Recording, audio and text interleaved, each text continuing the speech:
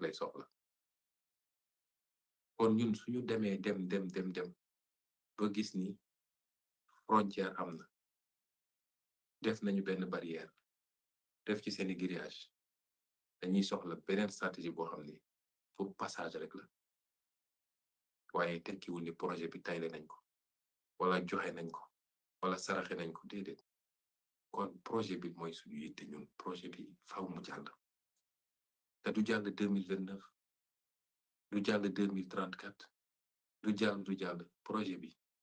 dañoo bëgg mu jàll ci 2024 bi ci kattanu yàlla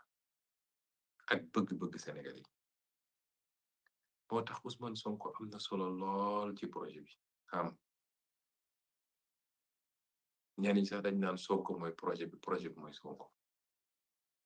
waaye projet bi Ousmane Sonko du ci koo xam ne ku indispensable la ba bu fi ñàkkee rek projet bi taxaw bu loolu amoon rek ma xam ne échoué nañ ndax loolu moo indi échec bu ñu bëree bëri mooy li ñuy tabax yëpp dañ koy tabax ñoom ci seen bopp ñoom ci seen tur seen daraja loolu amul ci Pastef te yàgg nañ koo wax yemul ci discours dañ koy jëf ñëpp gis ko mënoon nañ ne dañuy nekk candidat par force bu ñu dul candidat lii dina fi am la dina fi am déedéet dama ni man Ousmane Sonko bu mënul nekk candidat danañu fexe ba projet bi jàllale ab wala ay candidat loolu moom mooy suñu préoccupation bu njëkk ci liggéey boobu nag wala ci xalaat boobu laa jàpp ni buñ ci tollee ba war a dem uti parrainage buñ ci tollee buñ ma joxe fiche de parrainage mu uti parrainage ñëpp daanaka soxla ma ko wut sax ndax fi ma toog su ma newoon parrainage laa bëgg waa Tamba dinañ jóge Tamba ñëw parrainé waa Matam def ko waa Kidira def ko waa Ndakaar ak keneen ñi nga xam ne jege nañu fii waaye buñ ci tollee bu ñu joxe dañu dem uti parrainage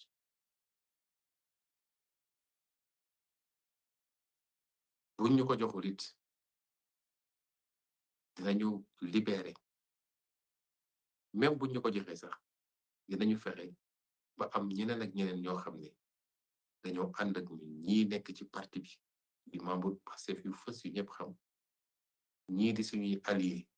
ñëpp xam leen ci ñu ànd ak ñoom ci loyauté ak discipline dinañ ci tànn ñoo xam ne daañ lañ ne dem leen jëli ay parrainage ay fiche ci biir parti bi ngeen dem uti parrainage wala ngeen déglu ñu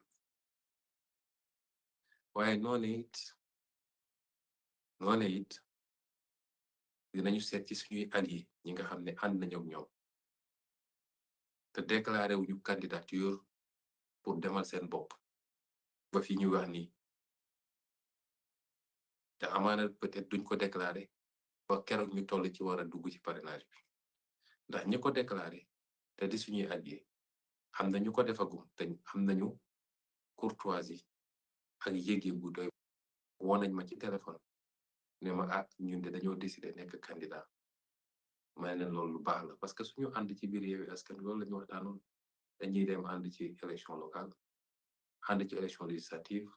parce que élection yi élection raw gàddu la da ngeen di boole dajale waaye bu ñu eggee élection présidentielle ñu fi nekk ñëpp ay leader lañu ko ci xool boppam ba yaakaar ni bëgg nga ko te mën nga ko am nga sañ-sañu dem wut sa candidature teewul nag dañuy bàyyi Yewwi Askan Wi mu nekk cadre boo xam ne peut-être bu ñu mutualiser dajale suñuy doole dina gën a yombal supervision élection yi mu am ñoo xam ne ba léegi décidé wu ñu nekk candidat yi ñu décidé ànd ak ñun ànd ak man en tant que candidat fas yéene sax taxawal coalition boo xam ne day doon coalition wu Sonko président ma ne ci ñooñu ci biir ñooñu buñ ci tollee gannaaw ñi nga xam ne ci parti bi la ñuy bokk moo xam ñett la ñuy doon wala juróom wala fukk nga xam dañ leen naan dem leen uti fiche dañu seet tam ci suñuy allié ñi ñu ànd ak boobu ba léegi ñoo xam ne dañ leen naan yéen it dem leen ngeen jël fiche parrainage muy suñu allié ñu gën a jege ñoo xam ne tey ñu ngi ci benn cadre di jëflante di liggéey ñooñ dañ leen wax ñoom it ñu dem uti seeni fiche de parrainage ñu téye ko ba nga xam ne dinañu am option yu bari parce que dañuy wax ne jënax boo bëggee mucc jënax bu bëggee mucc day bari pax tubaab ne on ne met pas tous ses œufs dans le même panier doo jël soo amee ay nen doo boole nen yépp ci benn panier ndax bu panier ba daanoo rek dootoo dese nen yi da nga leen di dugal ci mbuus mi yi nga dugal leen ci panier bi li nga dugal leen ci bool bi loolu stratégie boobu lañu bëgg a reproduire mooy dañu fexe ba ñuy jël fiche bari ñu fexe ba ci ñooñu jël fiche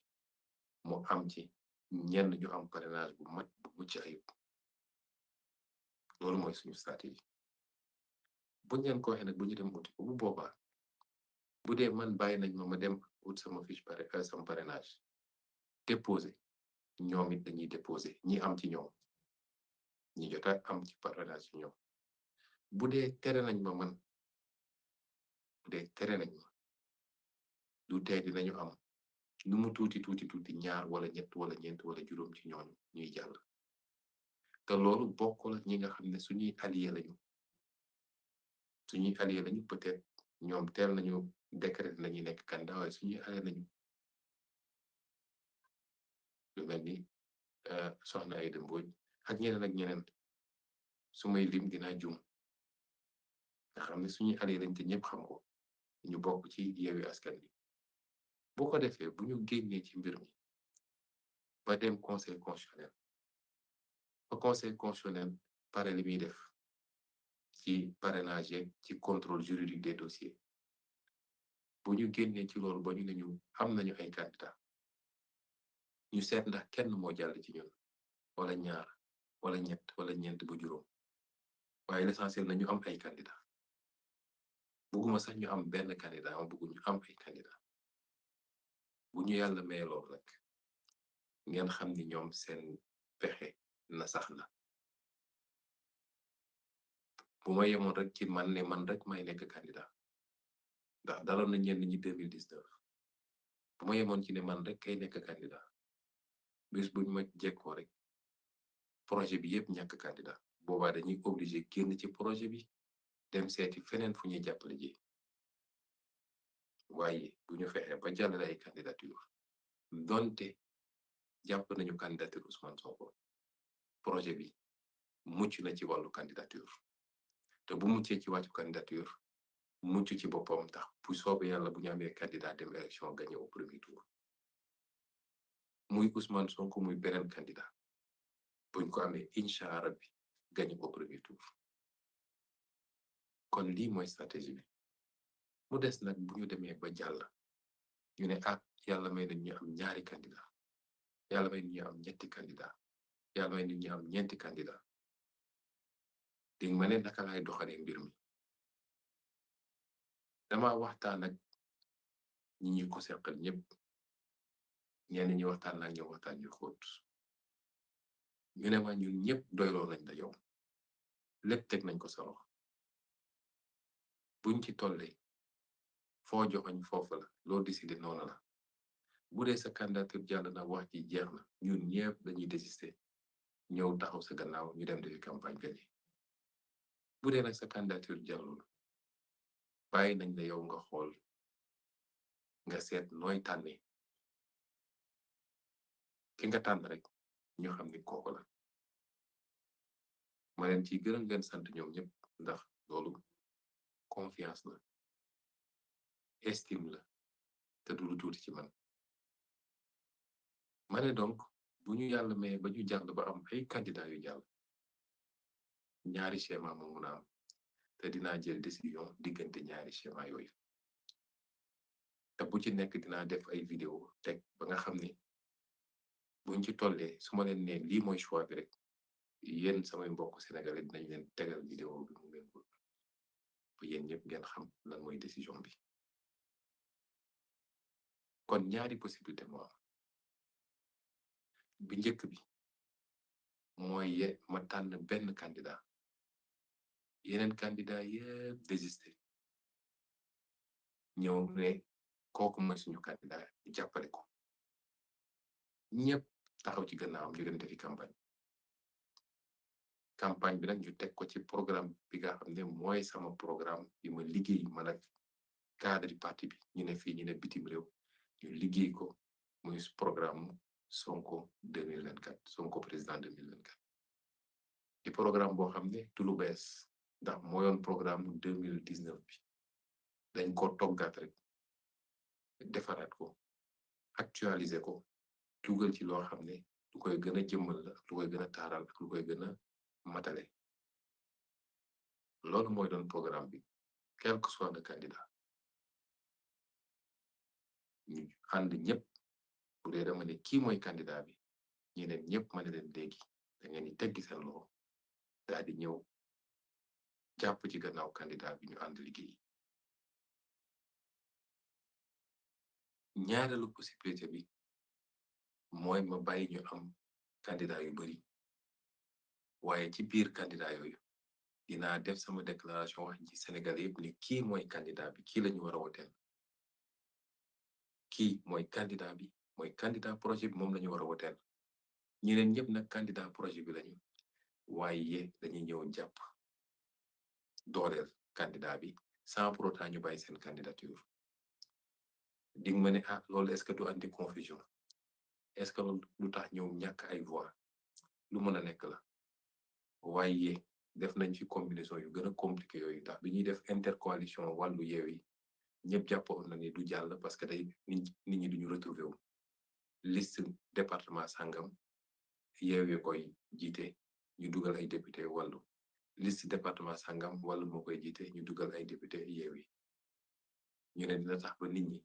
duñu comprendre ndax suñu ñëwee fekk bulletin Yewwi ak bulletin wàllu te war a voté wàllu foofu et non pas Yewwi dina am ñuy jum toujours dem jëli bulletin Yewwi dugal te loolu dañ def ñuy ñàkk loo ay voix muy dëggit waaye gis nañu yàlla defal ñu sutura ba mu dox kon mun na am ay inconvénients wala ay lu ci nit di ragal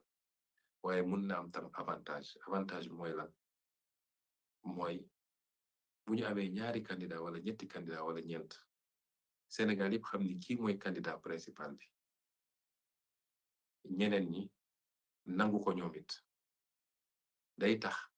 ñu mën a démultiplier suñu campagne fu ñu doon am benn temps d'antenne dinañ fa am ñaari temps d'antenne wala ñett wala ñeent bu boobaa kenn ku ne dina mën a jukki lenn ci programme bi te ñeenti candidat yëpp bokk benn programme commun muy programme bi nga xam ne mooy ma leen wax sax kon fu ñu doon am benn temps d'antenne dinañ fa am ñetti temps d'antenne wala ñeenti temps d'antenne wala juróomi temps d'antenne gën a mën a waxtaan ak Sénégalais yi ci li nga xam ne mooy suñu programme te Sénégalais yëpp xam ni programme boobu mooy programme Sonko 2024 doonte tere nañ ko mu nekk candidat ku déglu programme boobu déglu nga Ousmane Sonko quel que soit candidat boo jukki wax leen kon loolu dafa am solo ñaari option yi moo ci am te bu soobee yàlla buñ ci tollee dinañ leen wax ban mooy suñu décision ci ñaar yooyu quel que soit décision bi ma jël nag damay ñaan ñëpp nangu ko ñëpp takk seen ndigg nangu li ñu dee décidé ba pare soobu ci liggéey bi quel que soit ku ñu tànn ak ku ñu tànnut ndax projet Pastef bi du projet individuel bu dee man maa mën a renoncer à tout pour projet bi jiital projet bi ba man mu jaral man ma bañ a féetale sam bopp ca kanam bañ a def li tubaab di wax égoïsme mooy man rek ba tax mu ñoo xañ candidat kon gisuma keneen ku war a xalaatee neneen ak ko munti doon ñun projet bi lañu wax bu tànn jotee dinaa tànn ci anam koo xam ne lenn rek mooy doon sama yitte mooy projet bi xawma ci xarit xawma ci mbokk xawma ci leneen projet bi rek ndax li ñuy sacrifier ci àdduna projet bi moo tax ñu sacrifier te projet bu weesuwul njëriñu sénégalais yi nger jeex ci réew mi sàcc alal réew mi jeex fi alal réew mi ñuy tay leen bitim réew di jël di yóbbu jeex fi ñu moomaat suñu bopp séddale bi ñu def ko ci nu gën a mandoo ba kenn ku nekk jot wàllam ci réew mi projet bu weesul loolu projet souveraineté la avant tout c'est un projet souverainiste dooga nekk un projet panafricain ñu assumé ko kon jëmm yi amul solo de bu ci kenn jàpp ni à commencer par man mi toll nga ci foo xam ne bu dul yow rek neen la boo xalaatee noonu rek bokkoo ci projet bi donc buñ ci tollee ba ma ne nii laa ko xalaatee ba joxe samay orientation képp ku bokk ci Pastef képp kuy allié képp koo xam ne gis nga sa bopp ci projet bi nangul ni noonu la nga takk sa ndigg ñu jublu ci liggéey bi ndax bu ñu booloo mànkoo rek ñi xajuñu ci ñooma bosu élection bi bu ñu booloo mànkoo ak candidat bu munti doon ma ngemb ko man parti bi ak allié yépp ànd ci bosu élection bi du ma ne 18h waaye midi élection bi jeex bu soobee yàlla loolu nag dafa laaj kenn ku ne fàtte sa bopp ndam rek ndax bu ñu demee ba yàlla teg réew mi suñu loxo ba sénégalais wóoluñu ba dénkuñu képp koo xam ne liggéey rek moo la tax a jóg xam nga ci sa place ndax état ku xam ni mu toll ak li ci nekk ci responsabilité président premier ministre ministre d'état ministre délégué ministre simple ministre délégué directeur général chef d'agence ambassadeur xam nga lan ak lan ak lan képp koo xam ne am nga compétence te liggéey rek tax la jóg bu ñu yàlla dénkoon réew mi te nga bokkoon ci projet bi di ci liggéey daañ la dénk ne la demal liggéey xool la nag boo liggéeyee te jaaral ko ci yoon ñu ne la jaajëf jox la promotion waaye képp koo xam ne safaan bee ko taxoon a jóg foog ni la woon mën naa continuer dama fiy nekkal sama poche dama fiy nekkal ay mbirum caaxaan wala awma compétence bu boobaa it imma duñ la jox wala buñ la joxee ba pare doog a gis si loolu ci yow ñu nangu ko rek ñu jeex takk waaye bu ñu yàlla joxe xool xëccoo du am ndax nit dinañ la teg ngay liggéey ba yaay sonn ne mënatuma